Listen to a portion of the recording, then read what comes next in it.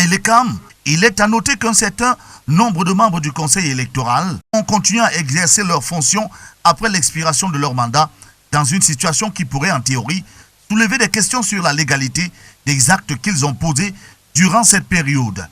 Le problème ne peut se poser pour des membres en termes de légalité des actes posés que par rapport aux résolutions du conseil prises avec leur présence. Là encore, il faut questionner la notion de quorum en questionnant donc le règlement intérieur du conseil électoral pour voir dans quelles conditions le quorum peut être menacé du fait de la présence de 2 ou 3 membres qui seraient en fin de mandat et qui auraient continué à exercer. Par ailleurs, à l'approche de la présidentielle de 2025, ces renouvellements de mandat à moins de 18 mois de l'élection semblent alimenter de nouvelles polémiques. Le régime, dans sa globalité, manquerait des personnes sans étiquette ou non connues comme proches du parti pour, n'est-ce pas, confier des responsabilités. Je ne suis pas sûr.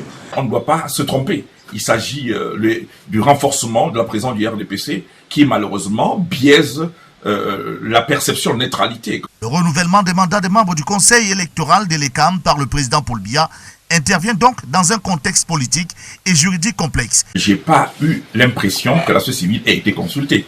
Si oui, peut-être la société civile de M. Paul Atangadi. Depuis quelque temps, on voit quand même qu'il y a des actes administratifs, politiques qui sont posés et qui nous indiquent qu'il y a une sorte de volonté manifeste, n'est-ce pas, du régime de maintenir sa présence, n'est-ce pas, dans l'échiquier politique national.